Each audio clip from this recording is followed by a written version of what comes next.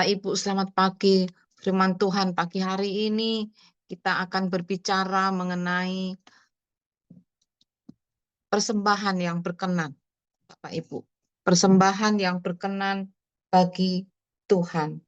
Apakah Bapak Ibu selama ini merasa sudah memberikan persembahan yang berkenan bagi Tuhan, baik melalui ibadah-ibadah yang kita lakukan, baik melalui perbuatan-perbuatan yang kita lakukan.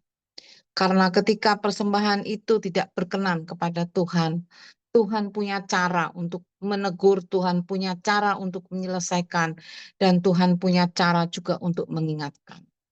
Beribu-ribu tahun yang lalu, Bapak Ibu tentu pernah mendengar kisah eh, beberapa hamba Tuhan yang melakukan persembahan. Ada yang tidak, Ananias dan Safira yang tidak memiliki ketulusan di dalam melakukan persembahan, dan juga ada beberapa hamba Tuhan yang lain yang diingatkan Tuhan dengan caranya. Bapak Ibu, kita juga mendengar kisah Nadab dan Abihu. Dia adalah anak dari Harun, cucu daripada Musa. Pada zaman itu mereka memiliki sebuah kemah suci yang sangat kudus, di mana Tuhan meletakkan api di dalam kemah suci itu. Api itu Tuhan sudah perintahkan, gunakanlah di setiap persembahan bakaran yang kau hadapkan di hadapanku, dengan menggunakan api yang telah aku siapkan di dalam kemah kudus itu. Hal itu Tuhan perintahkan juga dilakukan oleh Musa atau Harun. Tetapi pada suatu hari, anak daripada Harun yang bernama Nadab dan Abihu ingin memberikan persembahan juga kepada Tuhan. Mari kita lihat di Imamat 10 ayat 1 dan 2. Imamat 10 ayat 1 dan 2. Kemudian anak-anak Harun, Nadab dan Abihu, masing-masing mengambil perbaraannya, membubuh api ke dalamnya serta menaruh ukupan di atas api itu. Dengan demikian mereka mempersembahkan ke hadapan Tuhan api yang asing yang tidak diperintahkannya kepadanya. Bukankah Tuhan meminta api yang dipersembahkan adalah api yang sudah Tuhan letakkan di dalam kemah kudus mereka? Tetapi Nadab dan Abihu mengabaikan perintah Tuhan. Dia memberikan persembahan dengan perparaan yang diambil dari api ukupannya sendiri, di mana di atas api itu terdapat beberapa kemenyan yang ditaburkan. Maka keluarlah api dari hadapan Tuhan, lalu menghanguskan keduanya sehingga mati di hadapan Tuhan. Firman Tuhan ini Bapak Ibu mengingatkan kepada kita semua bahwa terkadang kita merasa melakukan hal yang benar, tetapi kita lupa bahwa hal yang benar itu kita mengabaikan apa yang Tuhan perintahkan. Sumber dari segala perintah Tuhan adalah firman yang kita baca di dalam buku Alkitab setiap hari. Tuhan mengingatkan, hidup kekudusan adalah persembahan yang utama di hadapan Tuhan. Bapak Ibu boleh memasukkan kolektor sebesar apapun, tetapi bila hidup kudus tidak kita lakukan, maka apa yang kita persembahkan tadi, bernilai uang jutaan rupiah sekalipun, tidak ada artinya di hadapan Tuhan. Bahkan kadang kekayaan itu bisa menghanguskan hidup kita sendiri. Yang Tuhan ingin adalah Bapak, Ibu, dan saya hidup kudus di hadapan Tuhan. Menjadikan diri kita hidup kudus di hadapan Tuhan bukanlah satu hal yang mudah. Karena iblis tidak akan tinggal diam kepada siapapun hamba Tuhan yang berupaya untuk hidup di dalam firman Tuhan. Karena beberapa hamba Tuhan sangat tidak menyukai orang-orang yang berusaha untuk hidup kudus di hadapan Tuhan. Tetapi Bapak Ibu, Tuhan Allah Maha Baik. Ia memperlengkapi kita dengan Roh Kudus yang akan senantiasa menuntun Bapak Ibu dan saya untuk berjalan seturut dengan apa yang Tuhan firmankan. Kerendahan hati, kemurahan hati, kelegaan hati, dan yang lebih daripada itu adalah kemurnian hati. Itu yang harus kita siapkan bagi persembahan kita di hadapan Tuhan. Janganlah kita berkompromi dengan dosa. Tuhan berkata, engkau harus mudah mengampuni. Tetapi mengampuni bukan berarti kita berkompromi dengan dosa. Kita tetap harus mengingatkan diri kita sendiri atau bahkan orang-orang dekat kita. Apabila dosa terlihat di hadapan mata kita. Itulah yang Tuhan maksud. Kita belajar hidup kudus untuk dipersembahkan kepada Tuhan. Bapak Ibu, tentu kita semua hidup dalam persekutuan doa, tetapi juga kita memiliki gereja. Di gereja terkadang ada yang disebut panatua atau diaken, ada yang disebut aser, ada yang disebut WL singer, musik, dan lain-lain. Talenta-talenta itu Tuhan taburkan di setiap pengerja yang Tuhan pilih. Karena kita semua adalah orang-orang yang sudah dipilih, yang sudah ditebus, yang sudah dibayar lunas oleh Yesus. Karena itu sebagai hamba Tuhan yang sudah dipilih, ditebus, dan dibayar lunas, di dalam hati dan pikiran kita harus timbul kemuliaan Allah yang dicerminkan dalam kehidupan kita. Sebuah persembahan kudus yang kita persembahkan kepada Tuhan adalah persembahan hidup kita sehari-hari. Karena di dalam diri kita tercerminlah bait Allah. Gereja bukanlah bangunan besar. Gereja adalah kita semua. Di saat kita berkumpul, berdoa, memuliakan nama Tuhan. Hati kita menjadi sehati sepikir di dalam melayani Tuhan. Itulah yang disebut dengan gereja, Bapak Ibu. Ketika kita bertumbuh di dalam gereja, maka gereja mengatur berbagai tata cara dengan tujuan untuk melakukan ketertiban, penghormatan kepada Tuhan di dalam kita melakukan ibadah-ibadah. Itu semua menjadi luar biasa dan menjadi tontonan yang menarik bagi setiap jemaat dan pengerja yang ada. Bahkan bagi setiap panatua yang ada. Adalah satu kebanggaan ketika kita bisa memakai jas, menjamu dari setiap perjamuan kudus yang ada di dalam kegiatan ibadah gereja. Tapi yang Tuhan minta bukan hanya itu. Penghormatan itu menjadi luar biasa. Ketika semua panatua, ketika semua pengerja, ketika semua jemaat mempersembahkan hidupnya yang kudus di hadapan Tuhan. Maka ibadah itu menjadi ibadah yang luar biasa. Api yang dibawa adalah api yang Tuhan perintahkan. Api yang dibawa di dalam ibadah itu adalah api yang benar-benar untuk menyenangkan hati Tuhan. Karena firman Tuhan juga berkata, Bapak Ibu. Bapak Ibu bisa baca di Yesaya 20 ayat 13 dan 14. Pada waktu itu Yesaya sedang membawa bangsa Israel.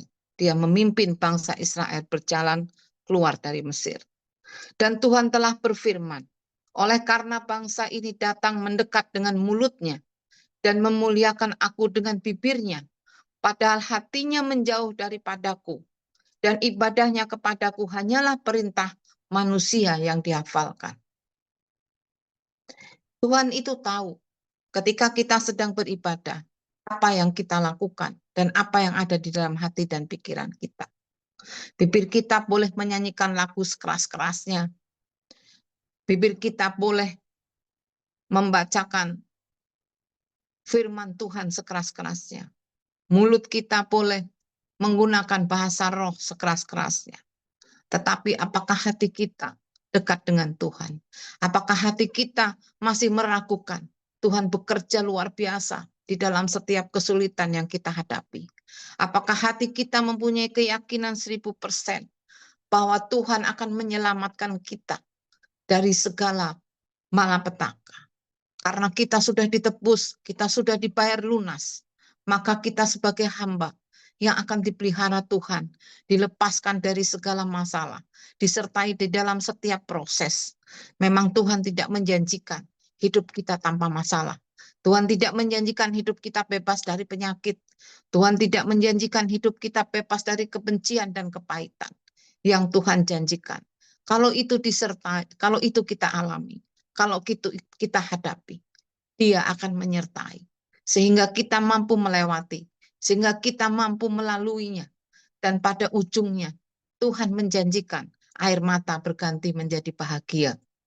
Sesuatu yang janji Tuhan, yang kadang sulit untuk kita terima ketika proses-proses Tuhan sedang kita hadapi. Kita bernyanyi, kita mendengarkan firman Tuhan, kita duduk di depan di gereja, tetapi hati kita terus bertanya-tanya, Tuhan, kapan aku lepas dari masalah ekonomi yang sulit? Tuhan, kapan sakitku sembuh? Akankah ia sembuh? Karena dokter berkata tidak mungkin sembuh. Tuhan, kapan Engkau percaya untuk melayani lebih-lebih lagi? Kenapa aku sekian tahun hanya menjadi aser saja? Tuhan, kapan Kau percayakan aku untuk aku bisa memimpin perusahaanku? Kenapa dari dulu sampai dengan sekarang, bahkan mungkin selama-lamanya, aku hanya seorang pegawai? Pertanyaan-pertanyaan itu setan izinkan terus berkecamuk di dalam hati dan pikiran kita.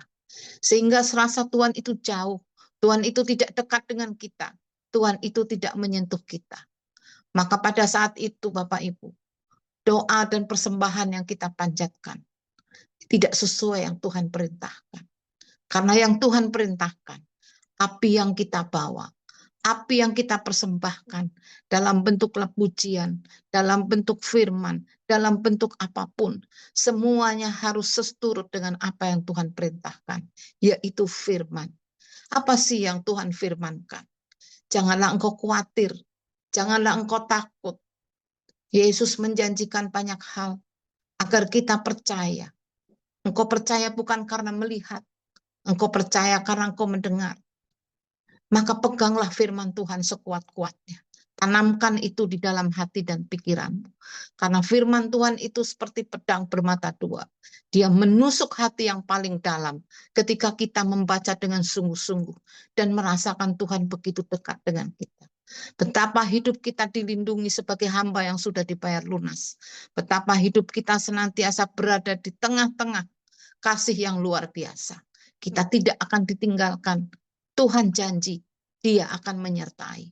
Bila saat ini Bu Dewi sedang menunggu operasi Pak Yusuf, Tuhan janji Dia akan menyertai.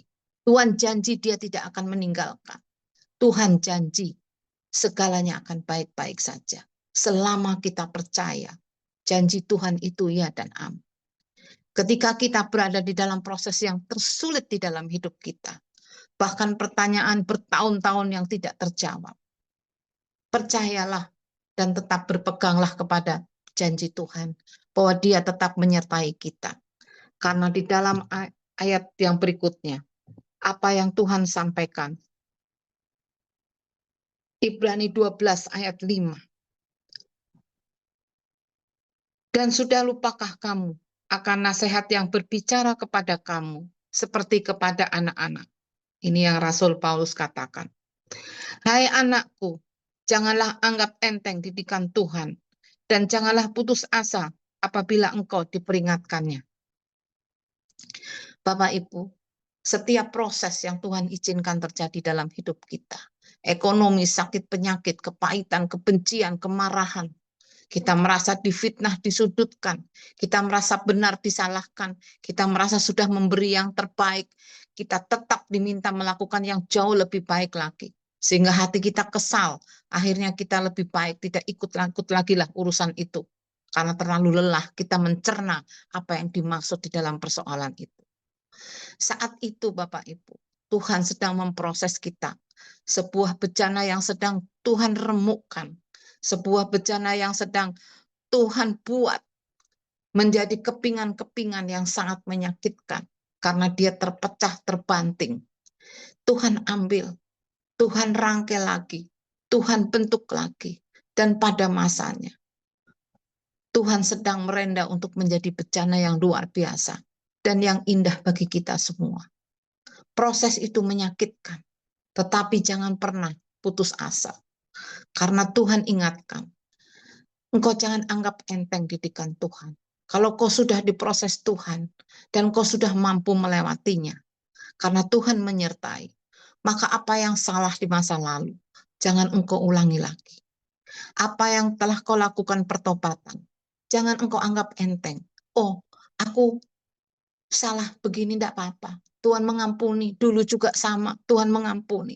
Allahku Maha Pengampun. Jangan permainkan Tuhan. Jangan membuat pernyataan yang menyesatkan. Karena proses Tuhan, didikan Tuhan, jangan dianggap sebagai sebuah permainan yang bisa engkau ulang-ulang. Sisi lain Tuhan berpesan, kalau proses itu sedang kita lalui, kita jangan putus asa. Karena tadi, selama Tuhan dekat dengan kita, selama Tuhan tidak jauh, kita merasa selalu ada di dalam hati dan pikiran kita, maka sesulit apapun proses itu, kita bisa melewati. Maka api persembahan kita, pujian, doa, pelayanan, segala apapun, itu menjadi sesuatu yang berharga di mata Tuhan. Bapak Ibu tidak usah sibuk mencari Tuhan. Tuhan yang akan mencari Bapak Ibu. Karena Tuhan rindu dengan air matamu. Tuhan rindu dengan suaramu. Tuhan rindu dengan kehadiranmu. Ketika engkau tidak mampu datang dalam persekutuan doa atau gereja, karena engkau tidak punya kendaraan, maka Tuhan punya cara untuk membuat engkau bisa datang dengan cara Tuhan. Ketika engkau tidak mampu untuk melayani di tempat yang Tuhan tetapkan, maka Tuhan punya cara untuk engkau menjadi biji mata yang berharga di dalam lingkungan pelayanan. Karena Tuhan rindu akan api yang kau bawa di hadapannya. Karena itu Bapak Ibu, marilah bersama-sama kita persembahkan hidup kudus di hadapan Tuhan sebagai persembahan yang utama. Kita bawa api yang benar di hadapan Tuhan sesuai dengan apa yang Tuhan perintahkan. Tuhan tidak ingin kita mengartikan segala sesuatu yang Tuhan perintahkan dengan cara seperti apa yang kita mau. Ketika kita tahu itu adalah dosa, janganlah kita berkompromi. Tugas kita menjauh, tugas kita mengingatkan. Ketika kita tahu itu salah, janganlah kita melakukan pembenaran. Tapi marilah kita perbaiki. Marilah kita bertobat. Marilah kita bersama-sama berjalan seturut dengan firman Tuhan. Kadang-kadang bapak-bapak merasa, aku sudah diutus Tuhan untuk menjadi pelayan Tuhan. Itu saat di gereja, itu saat di persekutuan doa. Tetapi ketika hidup di dalam lingkungan dunia, pekerjaan tangan yang berbeda, maka mereka merokok, maka mereka minum, dan mereka mengatakan, ini kan tidak dilakukan di hadapan Tuhan. Tuhan melihat kita dimanapun kita berada. Ibu-ibu juga sama. Ketika Tuhan menyuruh mereka menjadi bagian penting dalam sebuah pelayanan, melalui talenta yang dimiliki, baik di dalam gereja atau persekutuan doa. Ketika keluar dari tempat itu, berada di dalam lingkungan dunia yang berbeda, bahkan di dalam rumah tangga, kekesalan timbul, rasa lelah timbul, sumpah serapah keluar dari mulut. Sebagai istri, engkau tetap harus menghormati suami, betapapun lemahnya suami. Meskipun itu sulit, tetapi itu perintah yang Tuhan inginkan, maka lakukanlah. Sebagai suami, engkau harus menjadikan istri, engkau kasihi seperti dirimu sendiri. Karena itu lakukanlah apa yang menjadi harapan istrimu. Engkau memberikan persembahan yang terbaik di hadapan Tuhan. Demikian juga anak-anak. Ketika engkau berada di rumah, engkau patuh dengan orang tuamu. Disuruh ke gereja, disuruh persekutuan doa. Tapi ketika jauh dari orang tuamu, maka engkau akan melakukan hal-hal yang tidak berkenan di hadapan Tuhan. Engkau melakukan hal-hal yang tidak selayaknya dilakukan anak muda. Engkau melampaui segala batas yang Tuhan firmankan. Tuhan melihat, sekalipun engkau jauh dari rumah, engkau di luar negeri sekalipun, Tuhan melihat. Mata Tuhan tertuju kepada kita semua. Karena itu mari persembahkan hidup yang kudus di hadapan Tuhan. Karena setiap dari kita di dunia ini diberi tugas oleh Tuhan yang berbeda-beda. Tapi setiap kita dari yang ada di dunia ini sama, sudah dibayar lunas, sudah ditebus, sudah menjadi hamba yang dikasihi Tuhan. Mata Tuhan tertuju kepada kita. Dia sedang menunggu apakah kita menuruti apa yang Tuhan perintahkan atau sebaliknya. Kita jangan takut karena kita punya Tuhan. Kau bukan Tuhan yang melihat rupa. Kau bukan Tuhan yang memandang harta. Hati hamba yang selalu kau cari dan kau temukan di dalamku. Bapak Ibu, Tuhan kita tidak memandang rupa. Tuhan kita tidak memandang harta. Tuhan kita tidak melihat dari besarnya persembahan kita. Tapi Tuhan melihat dari hatimu, dari cara hidupmu, dari bagaimana engkau mengasihi Tuhan dengan sepenuh hati dan jiwa. Ketika engkau diberkati, engkau bisa menjadi berkat. itu adalah bagian firman Tuhan juga. Ketika engkau diberkati, engkau bisa menopang orang lain. Itu adalah bagian dari firman juga. Tapi yang terutama Tuhan inginkan, hiduplah kudus seperti yang Tuhan perintahkan. Janganlah engkau ingin akan milik orang lain. Janganlah engkau ingin berbuat jahat. Janganlah engkau menyimpan kepahitan. Mengampuni, murah hati, rendah hati. Itulah yang Tuhan inginkan. Percayalah Bapak Ibu, pelayanan kita dimanapun, bila disertai dengan hidup kudus di hadapan Tuhan, maka yang kecil itu akan menjadi api yang besar. Dan api yang besar itu akan menjadi sesuatu yang besar juga bagi kehidupan setiap jemaat, setiap gembala, setiap pelayan Tuhan, apapun posisinya.